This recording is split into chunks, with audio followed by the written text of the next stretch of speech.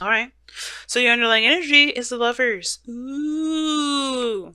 I need that. King of Swords. Y'all. Very similar to, I think, Capricorn's reading. They had Temperance and the King of Swords. So it was either it was Sagittarius or it was Aquarius. Then I was thinking of when I was talking to Pisces and their reading with their situation that kind of was very similar to their stuff. Okay, so yes, family. So you got some stuff going on with love, okay? Choosing your head over your heart. Now, there was a lot of logical head. You were picking your head for a while now, and I think there is a situation that's come up where your heart is screaming louder than your mind is, okay? Your emotions are kind of going a little crazy. And it's because, obviously, right, you've been more detached. Definitely not your energy on the defense, protective of your emotions. You were slicing and dicing folks, or you were associating yourself with somebody that was rather stern, rather good to communicate with. You know, very open to communicate with. An air sign, potentially Gemini, Libra, Aquarius. But this person definitely came from a place of, you know, of honesty. You know, they may have gotten the honest. They may have made an honest person out of you, or you made an honest person out of them. Either way, you've been protective, you've been defensive, you have been slicing and dicing people, cutting people out of your life, being real fierce and being real scary with that sword. And now I feel like there's a sort of some sort of soulmate connection or some sort of connection, profound connection between you guys. It's definitely starting to allow yourself to separate yourself from your mind in that cage that you put your emotions in to protect it. I mean, I know, right? It's like, well, it's not a cage. Or, no, it is because you're protecting it, right? You protect something, but unfortunately, sometimes when you protect something, you smother that thing, which is most of the time. So I feel like this situation is not opening you up to love, opening you up to love, opening you up. If this is a relationship or if this is a career, if this is anything, opening you up to love. What do you love, Aries? And that's the biggest question now, because here you have the High Priestess crossed by the Chariot. Okay. Now, the High Priestess, as we're going to get started with this, the High Priestess is very passive. She doesn't do anything. But she's one of those things, she's one of those cards that indicate that you're definitely trusting your intuition, going with the flow. You're not pushing or enforcing something. You're not forcing anything to happen. And I think the challenge is perhaps opening up and being susceptible to love. You know, not controlling everything and just allowing things to just be. Now, the obstacle is the control aspect. Perhaps controlling yourself in a way that is balanced. Because there's nothing wrong with willpower. There's nothing wrong with pushing yourself into a certain limit, right? As long as it's healthy, as long as you're not gonna mess something up. It's very PT like, right? Very personal trainer, coach like, thinking like push yourself, push yourself, push yourself. But the coach will never push you to the point where you end up breaking something, hurt yourself, spraining a muscle, whatever. Excuse me. But the Chariot here is also talking about inaction when it's crossed like this because of some sort of balance or really pushing a certain aspect more than another side is willing to give. So you're creating a serious imbalance when you're trying to make a chariot. You make yourself go. You're making yourself do something. And at the same time, right? You may be feeling not so victorious, right? You may be feeling unvictorious at this moment because you're trying to force something that ain't going to work. Okay, it may not be working for you, but here's the thing, right? With the Chariot coming up is this: it's like you can move, you can still take action if you wanted to, but your mind perhaps is the dominant aspect of the whole Chariot thing in the first place. Like your mind is probably up and ready to go, but your heart is not fulfilled. Your heart is not there. So your heart is not with that, or it is trying to get with it, but it's on a different plane. It's on a different mindset. It's like it's on a different level of understanding, because you have to get your mind and your heart to understand each other. And if your mind is at a different level and your heart is on a different level and it ain't understanding each other, it ain't gonna understand each other. It's not gonna try to. It's like, you know what, fuck it, I don't give a fuck, I'm not doing this. Okay, I'm gonna go this way. But the Chariot's like, the Sphinx is like, no, this is how we were doing this here, we're going to go that way. And the heart's like, no, I'm not feeling it. Pun intended. So the higher priestess, to me, the challenge is about being open to what you love, being open to your emotions, and not kind of using the King of Swords as a way to protect yourself and keep yourself bottled up. Because the way, like, I understand, right? You've gone through some things where people have, hurt you, and you're tired of that mess. You want people to come to you with honesty and the truth. You don't want to deal with individuals that play with anything less, right? You want some serious stuff coming up, and I feel like you guys have gone through a serious hell of some changes when Leo was in the North Node this whole entire year. But how you guys go about moving now forward is embracing the emotions, and you have to accept the insecurities of that being emotional too. So that's the high priestess, letting it all flow through. And unfortunately, right, as well, as hard as it is, I shouldn't say unfortunate, as hard as it will make you guys feel so much better because you guys are not signs that primarily use your brain. Not in a sense that's saying that you guys are stupid or you guys try to be stupid or anything like that. No, you don't use your mind like that. That's an air sign quality. You guys are more, okay, this is what I want, I will do it. You guys are that's why you guys have the Emperor, the Four, the fourth card in the tarot. You guys get shit done. Us air signs, we're the ones sitting here thinking and might go driving ourselves nuts and not letting things happen. That's us, okay? Except for Aquarius. Aquarius is a little different. But like Gemini, Libra, we get stuck on our mind as a loop and we can't get out. Y'all don't do that. So it's really concerning for me when I see that, when I see the King of Swords like that, and I see the High Priestess here with the chariot. It's like, you're not being Aries. And it's understandable. Your whole year has been really stressful and hard for you.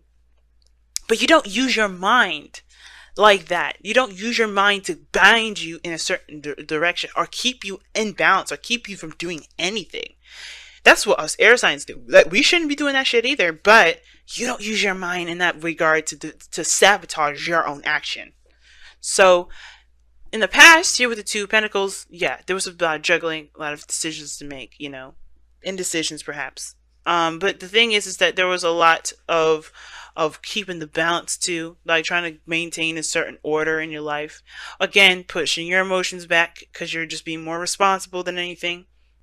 Some of you guys are trying to make practical decisions and your emotions were not involved in it for a little bit. But I do think that you realize the importance of your emotions being involved in making decisions of such practical nature, because that is where you truly get your value system from. Where you truly, figure out what is of value to you, by looking at how you feel about what these pentacles show you. Because if these are two things that you have no interest in emotionally, they mean nothing. And I feel like that's the thing you guys may have discovered. What truly is, what makes you feel good? What makes you feel happy? What can you get out of it? And if you can't get shit out of that, then you're not interested. It's done. It's like, forget it. Some of you guys may have been involved in a third-party situation, whether you guys were the person that was juggling the two people, or the person that was one of the people that were being juggled. But I still feel like you guys connected with your intuition and you found your value and you figured out whether or not this is something you really want to continue. If the person that you're involved with is someone you want to move on with, or you wanted to find your own way of being independent, or finding your own relationship that makes you feel good about you, right? All in all, though, you have the Knight of Wands here. So I like this energy, too. It's still like fire energy, and I like that. No swords coming up other than in the Page of Swords, which I'm going to be comparing in a second. But you have the Knight of Wands here. Very focused on how one feels in the moment, okay?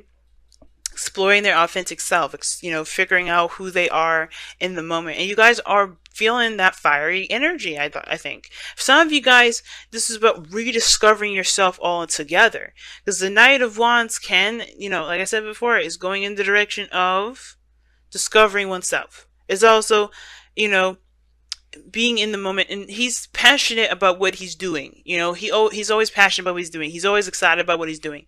He's always excited because this is something that he truly wants to do. This is something that he's truly invested in doing, right? The second that it's not fun, the second that he's not getting anything out of it, he's outie, 5,000. Because it's not giving him that fiery pleasure that he's looking for. Not that everything needs to be that way, but he doesn't do anything that's boring, mundane, that doesn't really give him that reason to live kind of feeling. It's almost like a reason to die if he's doing something that's not fun. And I feel like that's what you guys are really discovering of yourself. But that's because you're opening up small bits. You're opening up to who you are, and it's being brutally honest with yourself. Being brutally honest with yourself, probably the Page of Swords, right? Now, for some of you guys as well, and I have a really weird suspicion about this, for some of you guys may be spying on your ex and finding reasons to continue to be, defensive. I have the feeling. So be careful of that. There could be also somebody spying on you because you have the Page of Swords and the High Priestess. That the Page of Swords is in the external energy. So that means this is shit that's outside of you.